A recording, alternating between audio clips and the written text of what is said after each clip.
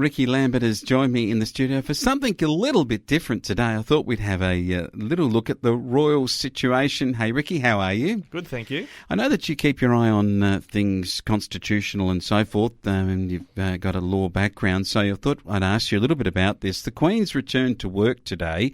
So that's a wonderful situation that at this ripe old age of 95 that she's back at work. I mean, she did make Prince Philip work till he was 97, so she's probably got a fair bit left in her. Yeah, she certainly does. She's just celebrated her actual 95th birthday. Public holidays are in different places around this nation, but her actual birthday was not long ago. But she went back to official duties hosting the ambassadors of Latvia and Cote d'Ivoire via video link.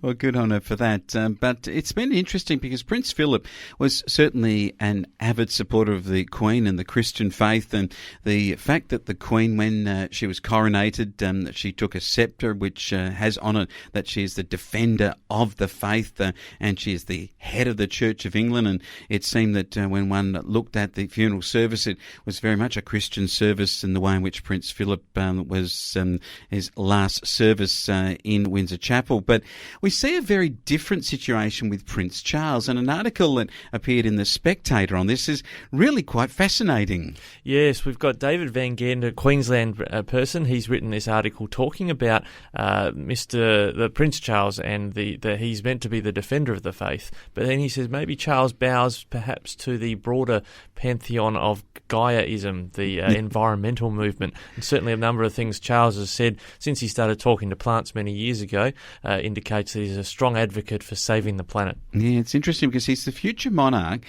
He said actually last year about this great reset, he's been nakedly globalist, that says the article, quasi-socialist even, and so forth.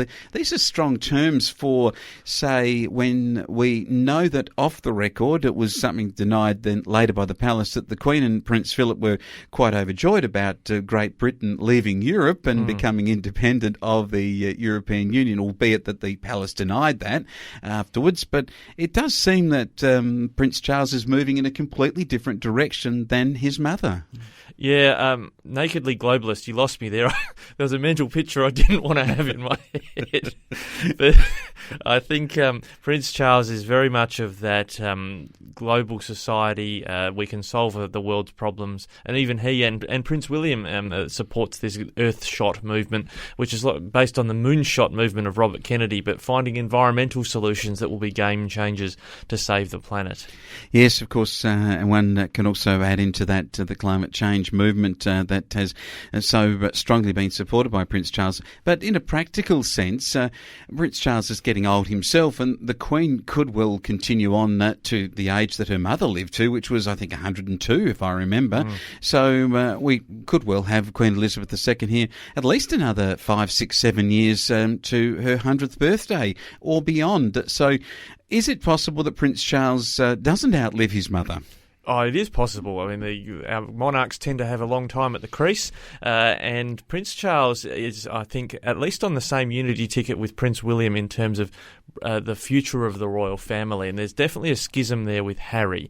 Harry actually skipped the Queen's 95th birthday, ducked off back to America to do some more leaking to the media there about how unhappy things are in the royal family. But it's been reported by royal watchers that Prince Charles and William are both much happier now that Harry's not around with Meghan. The dynamic of the family is much calmer, apparently. Yeah, so that may mean that the Queen will, if it is calmer, she'll go on a lot longer. And, maybe Prince Charles will have to wait his turn an even longer period.